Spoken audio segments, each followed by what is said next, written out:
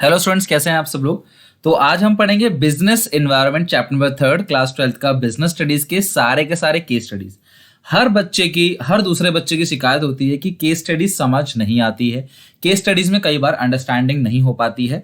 तो आप लोग परेशान ना हो, मैं आपको जिस तरीके से पूरे के पूरे 12 चैप्टर्स की केस स्टडी देने वाला हूं, उसे करने के बाद मैं आपको मिक्स केस स्टडीज दूंगा हर एक चैप्टर की।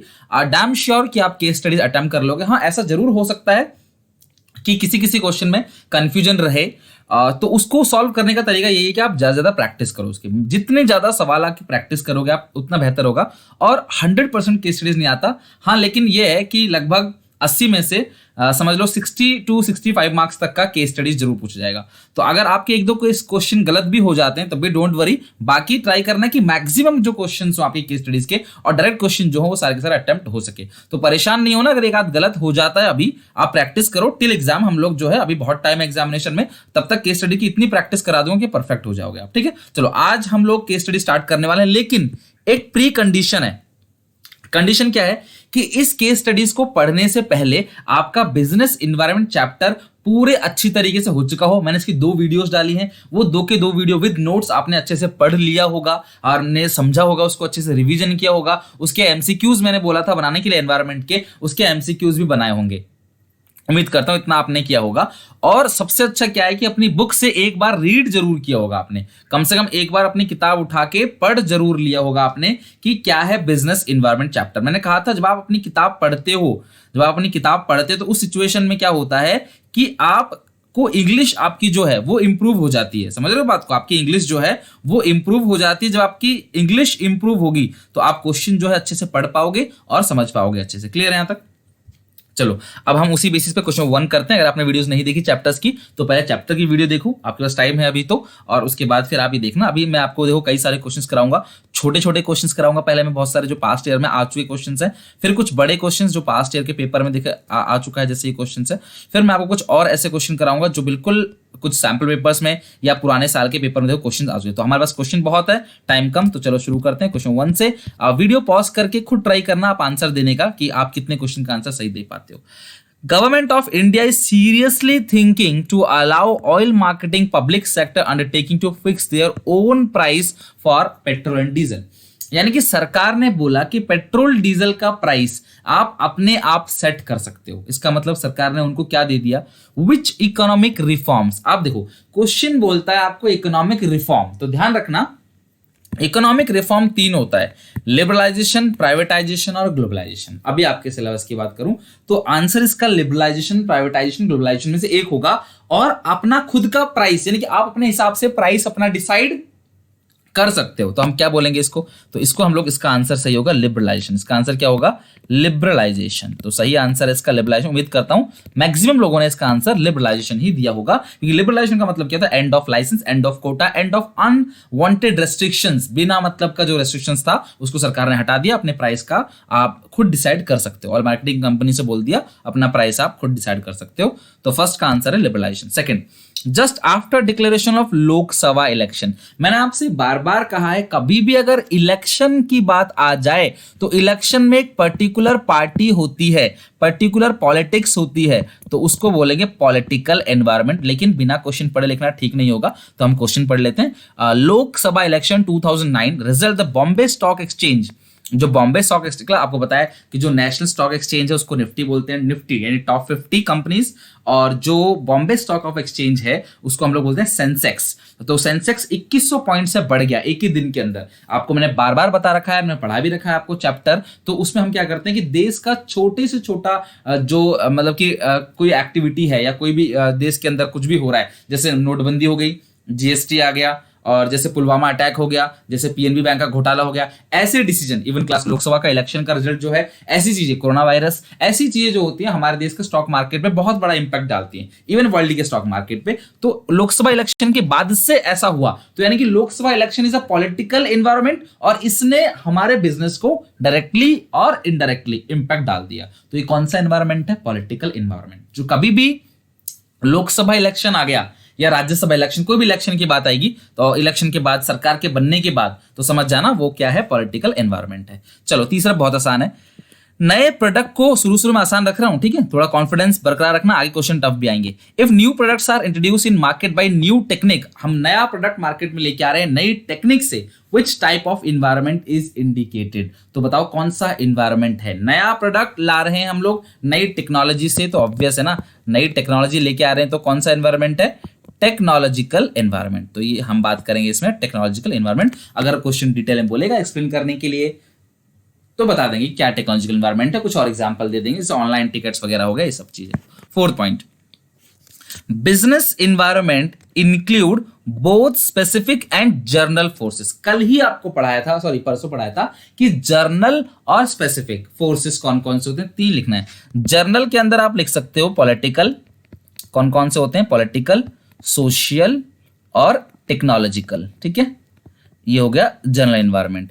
और स्पेसिफिक के अंदर आता है कस्टमर, सप्लायर और कॉम्पिटिटर, ठीक है, कॉम्पिटिटर्स। तो ये लोग होते हैं स्पेसिफिक, यानी कि ये ऐसे फोर्स हैं जो हमारे बिजनेस को डायरेक्टली इंपैक्ट करते हैं। ध्यान रखना, specific force impact our business directly, whereas general force impact our business may be directly और इनडायरेक्टली। तो वो डायरेक्टली और इनडायरेक्टली इंपैक्ट डाल सकते हैं। तो ध्यान रखना कि क्वेश्चन पूछा गया है 3 स्पेसिफिक फोर्स बताना है, वो है कॉम्पिटिटर्स, कस्टमर और सप्लायर। 3 जर्नल फोर्स बताना है, वो पॉलिटिकल, सोशल और टेक्नोलॉजी। आप लीगल भी लिख सकते थे इसके अंदर, बट इसमें 3 ही बताना था, तो 3 आपने बता दिया। क्वेश्चन 5, आप चाहो तो वीडियोस को पॉज करके आप क्वेश्चन पढ़ के खुद आंसर दे सकते हो, फिर चेक कर लो कि मेरे से आंसर आपका मेल खा रहा है कि नहीं, ताकि आपका अच्छे से ये मैच हो जाए answer. The finance minister reduce the repo rate to overcome the recession. ध्यान रखना, reverse repo rate, bank rate, CRR, SLR, वो सारा का सारा आता है किसके अंदर, इकोनॉमिकल एनवायरनमेंट। तो ये आपको पहचानना है कौन सा एनवायरनमेंट है, यानी कि बिजनेस एनवायरनमेंट का कौन सा डायमेंशन है, वो आपको इसके अंदर पहचान। तो फाइनेंस मिनिस्टर ने रेपो रेट को कम किया ताकि जो डिफ्लेशन है, मंदी है, उसको कंट्रोल किया जा सके। तो किस एनवायरनमेंट के अंदर आएगा, तो वो एनवायरनमेंट जो होगा वो होगा इकोनॉमिकल एनवायरनमेंट। चलो क्वेश्चन 6, एसपी लिमिटेड एक कंपनी है, एक बुक पब्लिशिंग कंपनी है, publish book on various subject based on CCE pattern, ठीक है। तो सीसीई पैटर्न के बेसिस पे किताबें ये लोग जो है मतलब कि लॉन्च करते हैं बिफोर एनी पब्लिशिंग हाउस, यानी किसी और के प्रिंट करने से पहले ये लोग किताब को प्रिंट कर देते हैं। सीसीई पैटर्न क्लास है कंटिन्यूअस एंड कॉम्प्रिहेंसिव इवोल्यूशन, ठीक है, तो समझ रहे हो बात को। तो वो ये जो सीबीएसई ने इंट्रोड्यूस किया हुआ है पैटर्न, तो आपको इसके बारे में ज्यादा आप ये जानो कि बस एक बुक पब्लिशर है जो सबसे पहले बुक पब्लिश करता है किसी और के पब्लिश करने से पहले। What advantage will this publishing house get, तो कौन सा एडवांटेज इनको मिल रहा है, तो इनको मिल रहा है फर्स्ट मूवर एडवांटेज। कौन सा एडवांटेज है, फर्स्ट मूवर एडवांटेज। आप याद करो, मैंने आपको पढ़ा रखा है इंपोर्टेंस ऑफ बिजनेस एनवायरनमेंट, तो उसके अंदर है, मतलब कि उस इंपोर्टेंस के अंदर ही आपने पढ़ रखा होगा, it enable the firm to identify opportunity and gets first mover advantage. अगर सबसे पहले आप समझ जाते हो क्या होने वाला है, तो सबसे ज्यादा फायदा जो मिलेगा वो आप ही को मिलेगा, फर्स्ट मूवर एडवांटेज। चलो 7th क्वेश्चन देखो, ये इंपोर्टेंस लिखना था इसका। 7 में क्या है, it may be difficult to know the extent of relative impact of the social, economical and political, technological और legal factors on change in demand of a product in the market। ये पता लगाना बड़ा ही मुश्किल है, ये पता लगाना बड़ा ही मुश्किल है कि मार्केट में जो है डिमांड पे क्या असर पड़ेगा social, economical, political, legal environment से। यानी कि अगर कोई भी डायमेंशन में चेंज आता है, whether it is a political, legal, social, economical और टेक्नोलॉजिकल, अगर कोई भी इन्वायरमेंट के अंदर चेंज आता है, उस चेंज से हम पे, हमारे डिमांड पे क्या इंपैक्ट पड़ेगा, ये पता लगाना बड़ा ही मुश्किल है। तो आपको बताना है इस क्वेश्चन में आइडेंटिफाई फीचर, इसमें क्वेश्चन लिखा नहीं है तो आपको फीचर बताना है, ठीक है। तो बताओ कौन सा फीचर है इसका जो ये कहता है पता लगाना मुश्किल है, तो सही आंसर है इसका कॉम्प्लेक्स, ठीक है। ये क्या है, कॉम्प्लेक्स है, यानी ये पता लगाना बड़ा ही मुश्किल है कि बिजनेस में क्या इंपैक्ट आएगा, इन डायमेंशंस को चेंज करने से कितना चेंज आएगा डिमांड के अंदर, ये होता है कॉम्प्लेक्स। तो आपको फीचर याद होने चाहिए, मैंने आपको फीचर करा रखा है। नेक्स्ट, विच कंपोनेंट, बहुत ही अच्छा क्वेश्चन है क्लास। मैं ये वाला जो क्वेश्चन है आप लोगों के लिए छोड़ रहा हूं कमेंट बॉक्स में, जिनको ना आए वो दूसरों का कमेंट देखना, बट लेकिन पहले आप खुद कमेंट करना। ये मैं आपको नहीं बता रहा हूं, मैंने वीडियो में पढ़ा रखा है अच्छे से, ये आप खुद बताओगे। किसी को नहीं आता तो कमेंट सेक्शन में देख लेना, मेजॉरिटी लोग सही आंसर दे देंगे इसका। विच component of business environment required that every packet of cigarette का कोई भी पैकेट हो उसमें लिखा रहता है स्टैट्यूटरी वार्निंग यानी कि इट लीड्स टू कैंसर और इससे कर्क रोग होता है, और एक डेंजर सी खतरनाक सी हॉरिफाइड डरावना इमेज जो है बना रहता है सिगरेट की डब्बी पे, जो मेजर पोर्शन डब्बे का कवर करता है। तो मुझे बताओ ये कंपलसरी है? अगर कोई कंपनी सिगरेट बेच रही है तो वो खुद ही अपने पैर पे कुल्हाड़ी मार दे उस इमेज को देख के, क्योंकि ये स्टैट्यूटरी वार्निंग है, करना ही पड़ेगा आपको, लिखना ही पड़ेगा आपको। तो मुझे बताओ ये किसके अंदर आएगा, ये आपको आंसर देना है, ठीक है। तो पॉलिटिकल है, लीगल है, सोशल है, इकोनॉमिकल है या टेक्नोलॉजिकल है? देखो टेक्नोलॉजी जैसा तो कुछ लग नहीं रहा, तो आप इन चारों में से ही कोई एक ऑप्शन बता दो। कमेंट फटाफट जरा जाके कर दो ताकि सबको समझ आ जाए कि कितने बच्चे हैं ऐसे जो जानते हैं। प्लीज जो कमेंट नहीं कर रहे यार, थोड़ा सा नीचे जाके ना मेहनत कर लिया करो। अगर आप कुछ गेन कर रहे नॉलेज, थोड़ा सा टू वे कम्युनिकेशन हो जाएगा। समझ रहे बात को? खुद सोचो, कभी आप कुछ पूछो आपको रिप्लाई ना मिले तो कैसा लगेगा? तो आप लोग जो है कॉमेंट सेक्शन में बता दिया करो क्या है क्या नहीं। नेक्स्ट क्वेश्चन देखते हैं, 9th क्वेश्चन। अब ये क्वेश्चन आपके पेपर में 2016 में पूछा गया था, ठीक है। तो चलो सब लोग जरा रेडी हो जाओ, 2016 क्वेश्चन है, पूरा क्वेश्चन पढ़ूंगा फिर आपको टाइम दूंगा समझने के लिए कि क्या होगा इसका answer. With changes in consumption habit of people, लोगों का जो कंजप्शन हैबिट है वो चेंज होता चला जा रहा है। Nilesh who was running a sweet shop, मिठाई की दुकान चलाता है नीलेश, ठीक है, shifted to the chocolate business, यानी वो चॉकलेट बिजनेस पे शिफ्ट कर गया। उसने बोला कि यार चॉकलेट, अच्छा आपको ये तो पता होगा पहले दिवाली पे लोग मिठाइयां ही देते थे, सोन पापड़ी का डब्बा देते थे, वही घूम घूम के भी आपके पास आता था। तो सोन पापड़ी का डब्बा पहले देते थे, मिठाइयां देते थे, रसगुल्ले, बर्फी, ठीक है, ये सारी चीजें मिठाइयां जो भी है वो देते थे। लेकिन धीरे धीरे क्या क्या कैडबरी ने एक नया माहौल बनाया, कैडबरी ने चॉकलेट लॉन्च करना चालू कर दिया, कुछ मीठा हो जाए, डेयरी मिल्क, डेयरी मिल्क। बच्चे खाते थे पहले चॉकलेट, लेकिन धीरे धीरे कैडबरी ने क्या कर दिया, एडल्ट लोगों के लिए भी चॉकलेट बनाना चालू कर दिया। एडवर्टीजमेंट वगैरह टीवी पे आप देखते ही हो।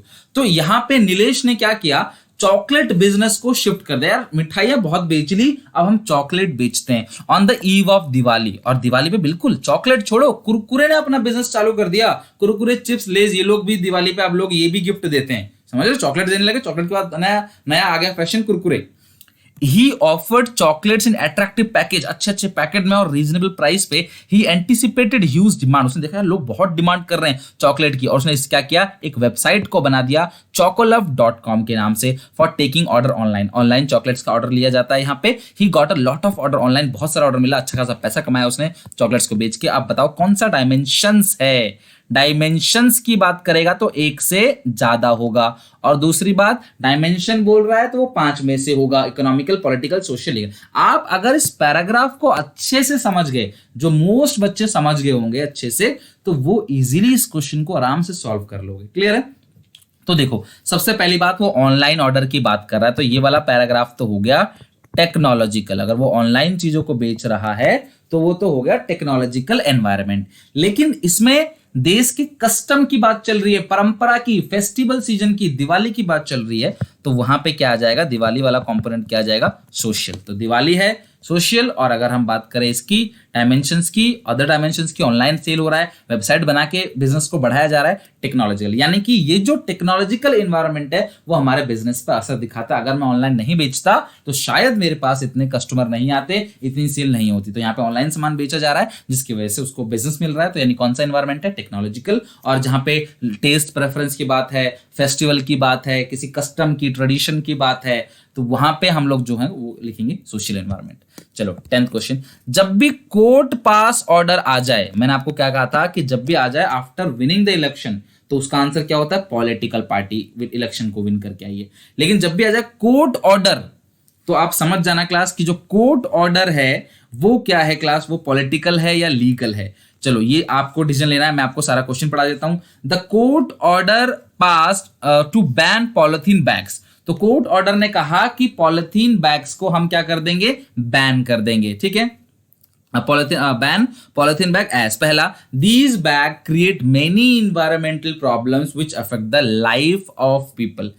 यहां पे ये ब्लॉग बना देता हूं, यहां से हिंट मिलेगा आपको। पहला कोर्ट पास ऑर्डर, और दूसरा क्या है, लाइफ ऑफ पीपल। तो जो लोगों की लाइफ है वो कहीं ना कहीं क्या होगी क्लास, इंपैक्ट होगी। सोसाइटी एट लार्ज, जो सोसाइटी है, सोसाइटी एट लार्ज जो है वो concern about the quality of life, यानी कि सोसाइटी में जो बहुत सारे लोग हैं उनकी क्वालिटी पे असर आएगा।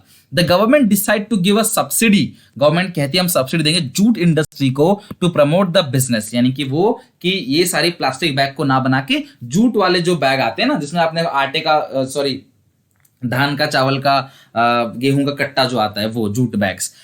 एज अ रिजल्ट हुआ क्या, innovative technique are being develop to manufacture jute bags को डेवलप करने के लिए नई नई टेक्नोलॉजी आने लगी, सस्ते रेट पे लोगों की इनकम बढ़ने लगी जूट बैग्स को सेल करके, और अब वो क्या कर सकते हैं, जूट बैग अफोर्ड कर सकते हैं। ठीक है, और आपको आइडेंटिफाई करना है different dimensions of business environment by quoting the line. अब ये क्वेश्चन मैंने क्यों पिक किया है, 2013 का सवाल है ये, कि quoting the line, line quote करके आपको बताना पड़ेगा। तो लाइन कोट करके बताना है कि कौन सी लाइन, मतलब कि कौन सा पॉइंट क्या होगा। क्लियर है?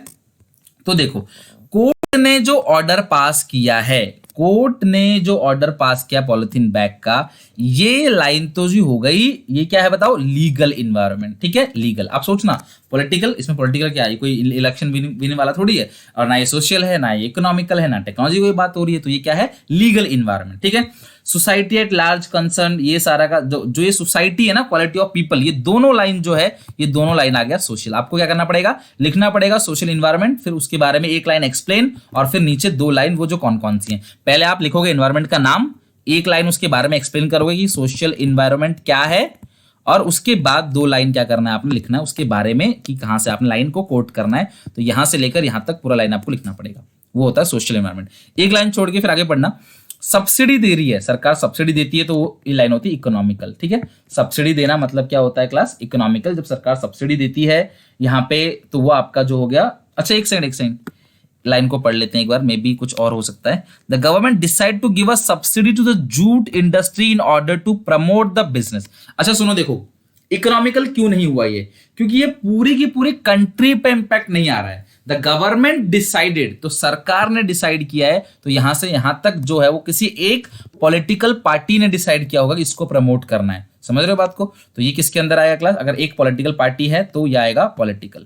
तो जो लोग पॉलिटिकल बोल रहे थे बिल्कुल करेक्ट है, पॉलिटिकल ही आएगा, क्योंकि एक पार्टी ने इस चीज को डिसाइड किया है। फिर नई नई टेक्निक, देखो टेक्नोलॉजी वाले में तो आपको कोई दिक्कत नहीं, नई नई टेक्नोलॉजी बन रही है, तो यानी कि ये हो गया टेक्नोलॉजिकल, और लोगों की इनकम बढ़ने लगी इससे, तो इनकम बढ़ेगी। इनकम की बात करें तो इकोनॉमिकल। तो जब आप बनाओगे ना ऐसे क्वेश्चन, तो कंफ्यूजन आ सकता है कहीं ना कहीं, बट ऐसा नहीं है कि हर बार आपके नंबर कटेंगे। थोड़ी थोड़ी प्रैक्टिस कर लोगे आप तो आपके नंबर नहीं कटेंगे। कई बार एक ही उसके दो दो आंसर होते हैं, जैसे कई सारे बच्चों ने बोला सर हार्मनी नॉट डिस्कॉर्डर, और जो कॉपरेशन नॉट इंडिविजुअलिज्म में कंफ्यूजन हो जाता है, कई बार इनिशिएटिव में कंफ्यूजन हो जाता है, इनिशिएटिव और कॉपरेशन में। तो यार अगर आपका कोई दूसरा आंसर भी है और वो लग रहा है तो नंबर मिलेगा। आप ऐसा मत सोचो कि एक ही पॉइंट लिख दिया तो सबका वही होगा आंसर, उसके ही नंबर मिलेंगे, ऐसा नहीं है। कई बार एक ही केस स्टडीज के दो भी होते हैं, तो बी पॉजिटिव, उसकी वजह से अपना कॉन्सेप्ट मत खराब करो। एक आध गलती हो जाती है उस चक्कर में डिमोटिवेट होकर अपना कॉन्सेप्ट मत खराब करो। बहुत अच्छा, अगर आपने 4 पॉइंट भी लिखे ना तो नंबर आपको मिलेंगे, don't worry.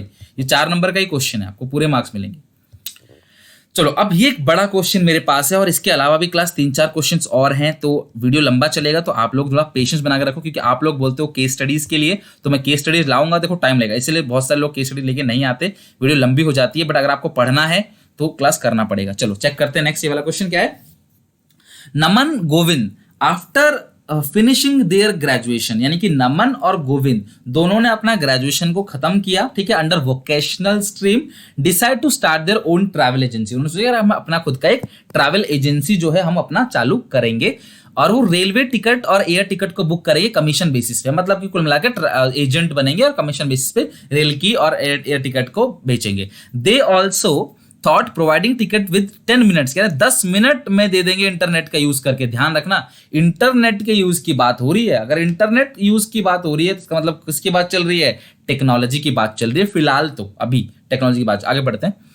They decide the idea with their professor, उन्होंने अपने मेहता जी से डिसाइड किया आइडिया कि क्या आइडिया हमारा सही है। Suggested them to first analyse the business environment, तो वहां पे क्या सजेशन मिला उनको कि भैया पहले अपने बिजनेस को एनालाइज करो, इन्वायरमेंट देखो, हु कंसिस्ट, आपके इन्वेस्टर्स, आपके कॉम्पिटिटर कौन कौन होंगे, सोशल पॉलिटिकल फैक्टर्स, इन सबको। तो मैंने पहले कहा था कभी भी अगर अपना बिजनेस करते हो तो पूरा का पूरा बिजनेस अंडरस्टैंड करो, एनालाइज करो, that may affect their business directly और इनडायरेक्टली, क्योंकि आपका जो बिजनेस है उसको डायरेक्टली और इनडायरेक्टली अफेक्ट कर सकता है। He further told them about the technological improvement, उन्होंने बोला कि भैया टेक्नोलॉजी में इंप्रूवमेंट करो, shift in consumer preference that were taking place, hence they should aware of environment trend कि ट्रेंड क्या चल रहा है, कंज्यूमर को पसंद क्या है, चेंजेस विच में हिंडर देयर बिजनेस परफॉर्मेंस, अगर आपने इन चेंजेस को आपने इग्नोर कर दिया तो आपका बिजनेस परफॉर्मेंस जो है वो डाउन हो जाएगा। He emphasized on making plan keeping in mind of threat pose by competitors, कि भैया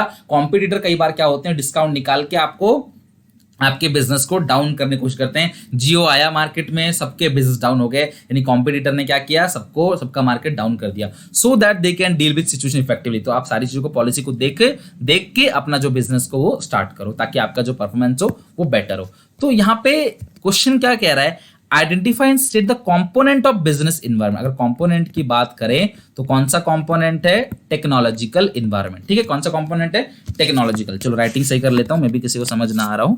तो इसका कंपोनेंट की बात करें तो इसका आंसर होगा टेक्नोलॉजिकल एनवायरमेंट। ठीक है, टेक्नोलॉजिकल एनवायरमेंट। सेकंड पॉइंट क्या है, स्टेट टू फीचर। अब ये फीचर की बात करें तो फीचर क्या क्या है क्लास इसके अंदर, एक तो डायनामिक है, क्योंकि जो बिजनेस है वो डायनामिक है, कभी भी कोई चेंज आ सकता है, और एक दूसरे से सब लोग जुड़े हुए हैं। तो इंटर रिलेटेडनेस, क्या होगा इसका आंसर, इंटर रिलेटेडनेस, एक दूसरे से सब जुड़े हुए हैं तो ये आएगा इंटर रिलेटेडनेस। तो ये हो गया फीचर। इसके अलावा भी अगर आपको कोई फीचर इससे मिलता जुलता लगता है तो वो भी लिख सकते हो आप। कोई किताब में लिखा हुआ आंसर एग्जैक्ट परफेक्ट नहीं होता है, आप लाइन को पढ़ के अपने हिसाब से आंसर लिख सकते हो। हमारे जैसे किसी ने ही उसको आंसर को लिखा है एग्जैक्ट, ये नहीं कि किताब खोल के टीचर कॉपी चेक करता है। आप टीचर देखेगा, आपका कॉमन सेंस, आपने सही लिखा है तो मार्क्स मिलेगा। आंसर शीट में साफ साफ लिखा रहता है कि अगर इससे मिलता जुलता भी कोई आंसर दिखता है, बच्चा 10 लाख बच्चे पेपर देते हैं भाई, कुछ अगर मिलता जुलता आंसर है तो उसको भी नंबर दो, जरूर नहीं जो बुक में लिखा है, जो आंसर्स की में लिखा है वही नंबर मिलेगा। Also state 2 points importance. ठीक है, तो भरोसा रखो अपने आप पे, और 2 इंपोर्टेंस लिखने हैं। तो इंपोर्टेंस पहला क्या होता है, इट इनेबल द फर्म, अगर वो पहले से सारी चीजों को एनालाइज कर लेगा तो it enable the firm to identify, अगर पहले से करोगे तो क्या करोगे, आइडेंटिफाई अपॉर्चुनिटीज। ठीक है, चलो ये आप लोग लिख लेना, टाइम लगता है इसमें। अपॉर्चुनिटीज एंड गेटिंग क्या होगा बताओ जरा, फर्स्ट मूवर एडवांटेज। तो पहला फायदा आपको यहां पे मिल जाएगा। ठीक है, और जो दूसरा जो वो पॉइंट है, ठीक है, तो वो इनेबल करता है आपको to identify threat and early warning signal, आपको पहले ही सिग्नल मिल जाएगा, यानी कि अर्ली वार्निंग सिग्नल आपको मिल जाएगा। जल्द ही आपको पता चल जाएगा कि भैया आपको क्या नुकसान होने वाला है क्या नहीं। तो बिजनेस इन्वायरमेंट को स्टडी करके फायदा होता है। देखो आपको इसमें फीचर पूछ लिया, इंपोर्टेंस पूछ लिया, और आपसे ये भी पूछा इन्वायरमेंट कौन सा है, वो भी सारा इनडायरेक्टली। तो आपको ध्यान रखना है, एग्जामिनेशन में इस तरीके से क्वेश्चन पूछा जा सकता है। Next, zero defect zero effect. ZED, गलती बिल्कुल भी नहीं करेंगे और हमारे इन्वायरमेंट पे उसका कोई असर नहीं आएगा। प्रोडक्शन होता है तो इन्वायरमेंट खराब होता है, लेकिन हम लोग ऐसे प्रोडक्शन करेंगे कि हमारा जो इन्वायरमेंट है वो खराब नहीं होगा। Is a slogan coined by the prime minister India Narendra Modi with reference to make in India. तो मेक इन इंडिया इनिशिएटिव में सरकार ने बोला जीरो डिफेक्ट जीरो इफेक्ट। तो लॉन्च बाय द गवर्नमेंट, किसने लॉन्च किया बताओ जरा, उसको लॉन्च किया गवर्नमेंट ने। क्लियर है। The slogan reflect efficiency of production process. Slogan ने क्या रिफ्लेक्ट किया, प्रोडक्शन प्रोसेस की एफिशिएंसी, कि कोई भी डिफेक्ट नहीं होगा हमारे प्रोडक्ट में, जीरो, और कोई भी adverse environmental and ecological effect, हम पेड़ वेड़ नहीं काटेंगे, हम इन्वायरमेंट को पॉल्यूट नहीं करेंगे, वाटर एयर पॉल्यूशन हम नहीं करेंगे। The ZED model aims to make in India manufacturing hub, यानी कि इंडिया में सारी चीजें बने। जैसे आप देखते हो ना, चाइना, मेड इन चाइना, कितनी बार देखा होगा आपने, made in Japan, made in China. तो हम चाहते हैं इंडिया में भी सामान बने और पूरे वर्ल्ड में वो सामान पॉपुलर हो, and prevent the product develop in India being rejected by the global market. तो आजकल क्या होता है, ग्लोबल मार्केट में हमारा प्रोडक्ट जो है वो कहीं ना कहीं रिजेक्ट हो जाता है, तो इस तरीके से वो रिजेक्ट नहीं होगा। मोर ever before the initiative was launched, the limits of foreign direct investment in various sector has been relaxed। तो कहीं ना कहीं फॉरेन में जो लिमिट्स हैं, उन लिमिट्स को हमने रिलैक्स किया, ताकि बाहर के देश के जो लोग हैं वो आके हमारे यहाँ पे आराम से बिजनेस कर सकें। हमने कोई रोक टोक कुछ भी उनके ऊपर नहीं लगाया है। ठीक है, मतलब कि रिलैक्सेशन दे दिया है। तो आपको पता है जब भी रिलैक्सेशन की बात होती है तो हम क्या बोलते हैं, the application of licence was made available online, licence आप ऑनलाइन ले सकते हो, and validity of licence was increase for 3 years, यानी कि जो लाइसेंस की वैधता है, वैलिडिटी है, वो भी लंबे समय तक चल जाती है। वेरियस अदर फॉर्म्स नॉर्म्स का मतलब rule regulations and procedures were also relax bye the government, तो सरकार ने काफी छूट दिया इसके अंदर। In the light of the above paragraph, इस पूरे पैराग्राफ को पढ़ते हुए समझते हुए आप बताओ कि कौन कौन से मेजर कंपोनेंट है न्यू इकोनॉमिक पॉलिसी के जो यहाँ पे डिस्क्राइब हुआ है, आपको लाइन कोड करके बताना है। ठीक है, तो मैं इसको लाइन को बता देता हूं, अब लाइन कोड करके बताना है कि कौन कौन सा है इसके अंदर। ठीक है, major component of new economic policy, ठीक है, तो यहाँ पे लिबरलाइजेशन, प्राइवेटाइजेशन और ग्लोबलाइजेशन, ये 3 कंपोनेंट है, तो आपको इन 3 कंपोनेंट से बताना है कि कौन सा कंपोनेंट है। देखो सबसे पहली बात यहाँ क्या बोला गया है, इसमें बोला गया है कि मोर एवर बिफोर द इनिशिएटिव और लॉन्च, इनिशिएटिव को लॉन्च करने से पहले सरकार ने क्या किया, Moreover, before the initiative was launched, the limit of FDI increase, FDI की लिमिट्स को इंक्रीज कर दिया गया। The application for license was online, easy, आप लाइसेंस के लिए कहीं भागदौड़ करने की जरूरत नहीं है, आप ऑनलाइन लाइसेंस ले सकते हो। And the validity of license was increased, ठीक है, for 3 years, तो 3 साल तक लाइसेंस को इंक्रीज कर दिया गया। Various other norms, बहुत सारी जगह और रिलैक्सेशन दिया गया। तो यहाँ से यहाँ तक पढ़कर मेरे को तो ये समझ में आता है कि ये सारा का सारा पैराग्राफ था लिबरलाइजेशन के लिए, ठीक है, यानी कि लिबरलाइजेशन की बात चल रही है। अब अगर हम इसके नीचे देखें तो इसके कुछ नहीं है, और ऊपर का जो ये पैराग्राफ है, the slogan reflect the products are no defect process adverse, यहाँ पे the ZED model aims to make India manufacturing hub of the world, तो अपनी इकोनॉमी को वर्ल्ड की इकोनॉमी के साथ जोड़ना, मतलब 10 से लेके मार्केट तक पूरा का पूरा जो पॉइंट है वो होता है आपका ग्लोबलाइजेशन। तो यहाँ दो एलिमेंट है, पहला है ग्लोबलाइजेशन और जो दूसरा है वो आपका जो पॉइंट है लिबरलाइजेशन। तो यानी कि यहाँ से यहाँ तक जो है वो लिबरलाइजेशन हो गया यहाँ पे कंपोनेंट, और जो ऊपर पॉइंट है कि अपनी इकोनॉमी को वर्ल्ड की इकोनॉमी के साथ जोड़ना, वो पॉइंट हो गया आपका ग्लोबलाइजेशन। क्लियर है यहाँ तक? तो ये क्वेश्चन यहाँ पे फिनिश हो गया। इस तरीके से आप अपने एग्जामिनेशन में क्वेश्चन कर सकते हो, छोड़ के नहीं आना, अटेम्प्ट सारे करना है। ठीक है, चलो क्वेश्चन ये आपके पेपर क्वेश्चन है, ठीक है, इसलिए मैं टाइप नहीं किया, इसको सीधे स्कैन किया है। एक्सेंट इलेक्ट्रॉनिक्स लिमिटेड, चलो वीडियो पॉज करके आपको बताना है, क्वेश्चन जरूर समझाऊंगा आपको मैं। Accent electronic limited was operating it's business Malaysia, यानी ये बड़ी कंपनी है, मलेशिया में बिजनेस करती है। The company started exporting its product to India, तो कंपनी जो है वो इंडिया में अपने प्रोडक्ट को एक्सपोर्ट करेगी। When the prime minister announce relaxation in import duty, तो सरकार ने रिलैक्सेशन दे दिया इंपोर्ट ड्यूटी में। मैंने आपसे पहले भी पढ़ा रखा है कि अगर सरकार कोई सब्सिडी देती है, कोई सरकार मतलब कि रिलैक्सेशन देती है, छूट देती है इंपोर्ट ड्यूटी पे, तो जाहिर सी बात है आप खुद ही समझ जाओगे कि किस एनवायरनमेंट की बात कर रहा है, किस डायमेंशन की बात कर रहा है, पॉलिटिकल। बट आप वेट करना, क्वेश्चन पूछ क्या रहा है। The company appointed retailer India who direct online links with the supply to replenish stock when needed, यानी कि जब स्टॉक की जरूरत हो तब आपको स्टॉक मिल जाए, आपकी आपूर्ति को पूरी किया जा सके। उसलिए उन्होंने बोला कि बहुत सारे रिटेलर्स हैं, हम उनसे बात कर लेते हैं जो ऑनलाइन में एक्सपर्ट हैं, उनके ऑनलाइन लिंक है और ऑनलाइन हम लोग को स्टॉक दिला देंगे। तो जब भी ऑनलाइन की बात आती है, क्या समझ में आना चाहिए आपको? टेक्नोलॉजिकल। धीरे धीरे प्रैक्टिस करोगे ना यार, बनेगा। गलतियां होती हैं, आप एक बार में मत सोचो 10 केस स्टडी बनाओगे 10 के 10 सही होगा। अगर 10 में से 1 भी सही हो रहा है, 2 भी सही हो रहा है, 4 भी सही हो रहे हैं, तब भी आपकी कहीं ना कहीं इंप्रूवमेंट करने के चांसेस हैं।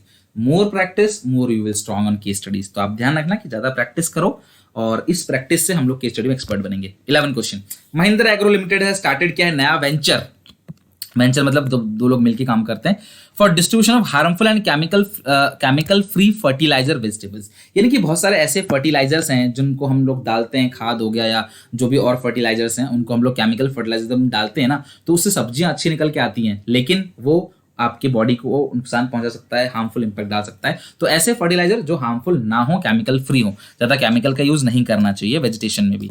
दे conducted survey to find out the consumer preference, उन्होंने सोचा कि हम सर्वे करते हैं कौन कौन से कंज्यूमर्स हैं जो इसको लेना चाहते हैं। They found that most of the consumer were concentrated about the harmful chemical. Her consumer कहता है कि यार ये हमें सब्जी नहीं चाहिए, हमें जो सब्जी चाहिए वो विदाउट केमिकल हो, यानी कि ऑर्गेनिक फार्मिंग हो। ऑर्गेनिक फार्मिंग सिलेबस में भी था आपके इकोनॉमिक्स में, और मतलब ये है सिलेबस में इकोनॉमिक्स में। They found that 90% of the house hold were searching on for alternative, यानी कि 90% हाउस होल्ड जो है वो कहीं ना कहीं चाहते हैं कि यार हम लोग इस तरीके से वेजिटेशन ना करें, हम लोग वेजिटेशन जो करें वो ऑर्गेनिक फार्मिंग करें। कुल मिला के जहां पे केमिकल फर्टिलाइजर, हार्मफुल फर्टिलाइजर का यूज ना हो, क्योंकि उसे छिड़कने वाले इंसान को भी कई तरीके से बीमारी हो जाती है, आसपास के जानवरों से खा लेते हैं तब भी बीमारी हो जाती है, उनको मर भी जाते हैं कई बार, और उससे वाटर और एयर और water pollution, air pollution, land degradation, ये सारी चीजें होती हैं।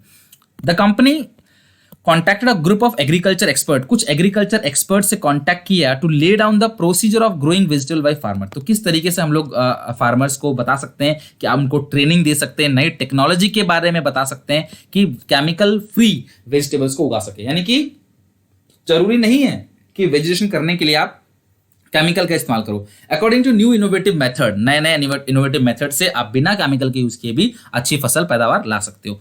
The expert also suggested soil management technique through which farmer would be able to create abundant and lasting harvest. ठीक है, तो आप फटाफट चेक करो और मुझे बताओ इसके 2 बिजनेस एनवायरमेंट के डायमेंशन चेक करो।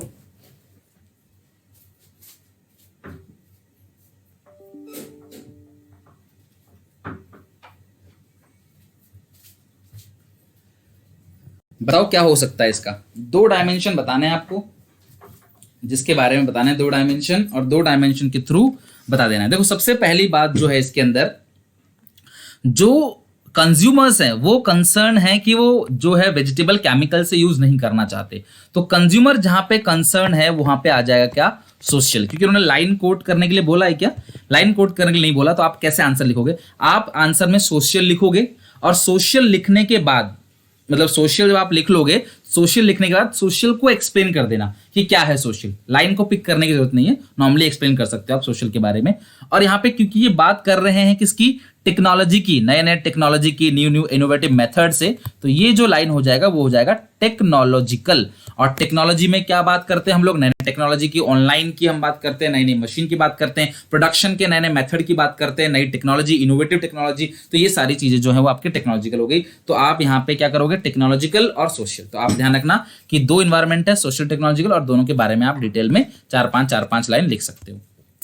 ये कल ही पढ़ाया था, आपको याद है, बिजनेस एनवायरनमेंट के फीचर्स या डीमोनेटाइजेशन। तो डीमोनेटाइजेशन के बारे में बताना था। देखो डीमोनेटाइजेशन पेपर में भी आ चुका है, मैंने आपको पढ़ा भी दिया, तो इंपॉर्टेंट है, हालांकि ऑप्शन में है लेकिन फिर भी इंपॉर्टेंट है, जरूर पढ़ के जाना। आज की वीडियो का लास्ट क्वेश्चन है 13 क्वेश्चन, इसको हम लोग अच्छे से देख लेते हैं और यहाँ पे हम अपना वीडियो एंड करेंगे। बिजनेस एनवायरनमेंट चैप्टर के एमसीक्यूज मैंने दे दिए हैं, अभी दिखा भी दूंगा कहाँ पे हैं, वो आप अच्छे से सॉल्व कर लेना, आपका चैप्टर 1 2 3 4 खत्म हो जाएगा। 1 2 3 sorry. In an environment of rising petroleum prices, यानी कि अभी हमारे यहाँ पे प्रॉब्लम क्या आ रही है, पेट्रोल महंगा होता चला जा रहा है, and large middle class population India, KV Motors Limited recognise need of small car India. कि छोटी, देखो गाड़ी जितनी ज्यादा बड़ी होगी ना वो उतना ज्यादा तेल पिएगी, एवरेज उसका उतना ज्यादा नहीं आएगा, कम आएगा। यानी कि जितनी बड़ी गाड़ी होगी उतना एवरेज जो है वो कम आएगा, तेल ज्यादा फूकेगा उसके अंदर। समझ रहे हो बात को, छोटी गाड़ी होगी जो है वो तेल जो कम लेगा बड़ी गाड़ी कंपेरिजन में।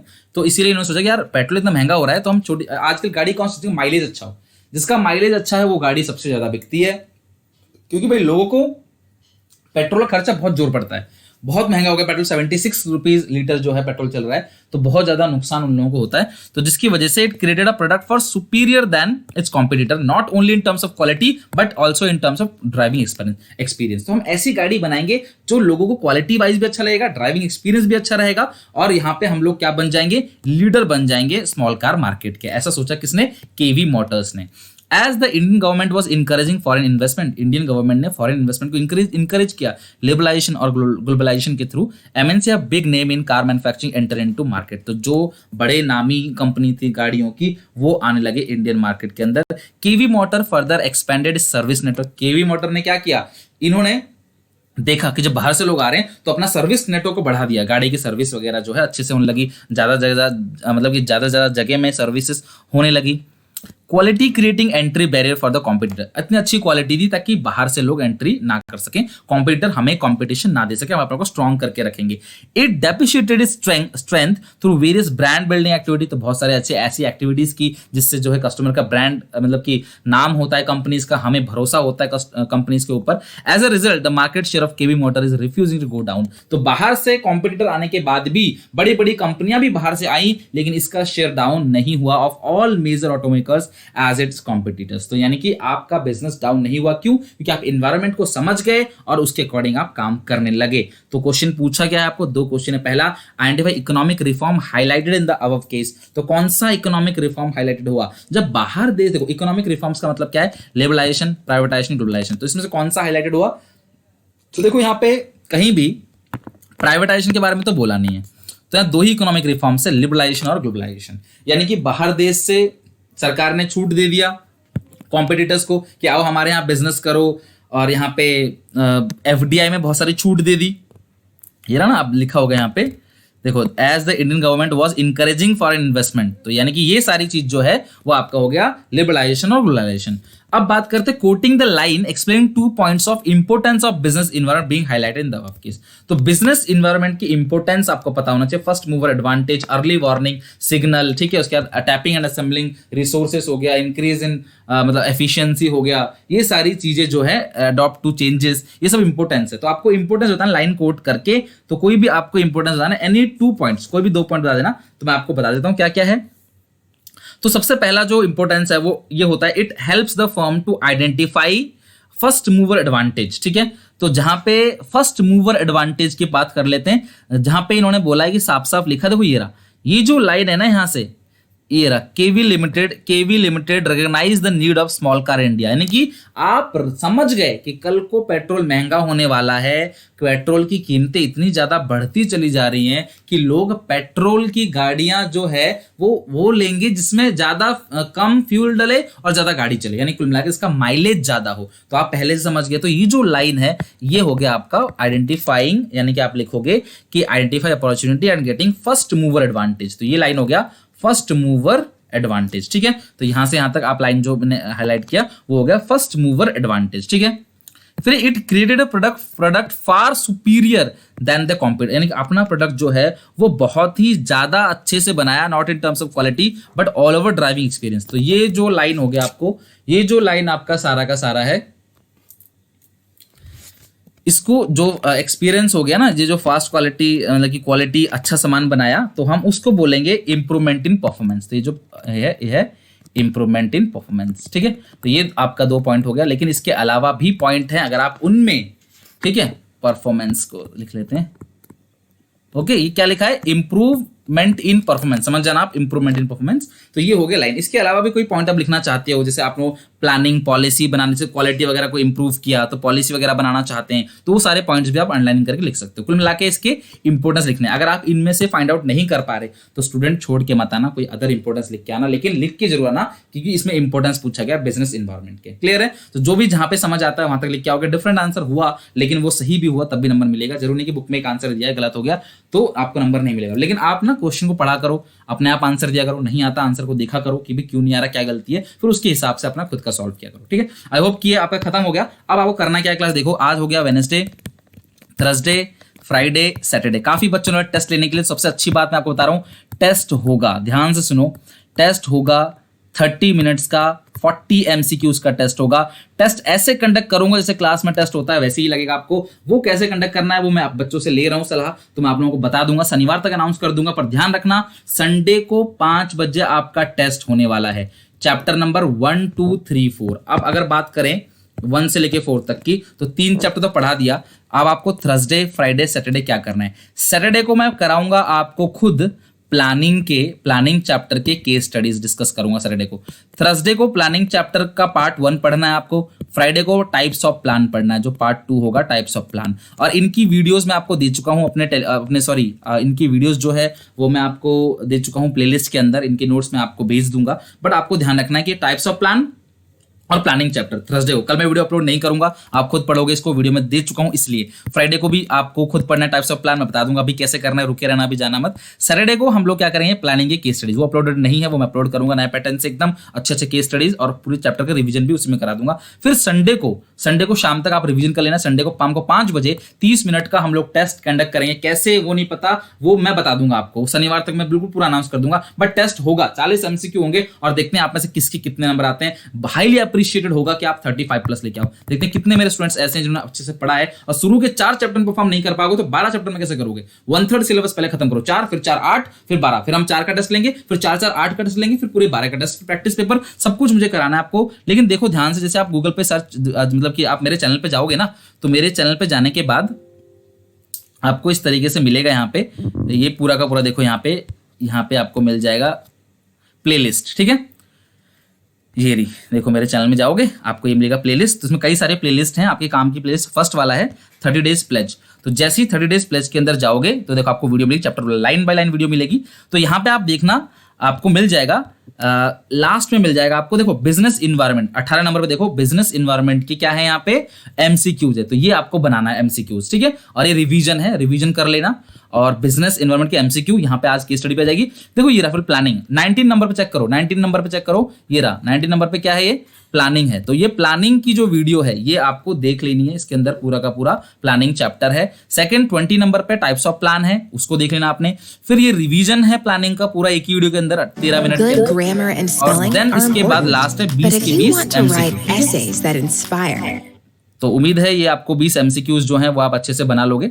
डन। तो ये प्लेलिस्ट है, उसको अंदर आप लोग जो है प्लेलिस्ट में देख लेना।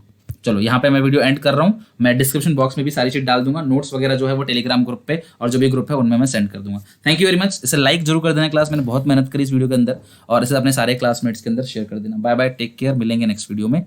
लेकिन ध्यान रखना, प्लानिंग के पार्ट 1 पार्ट 2 अपना आप देखना, एक पार्ट कल देखना, एक पार्ट परसों देखना। Take care, bye.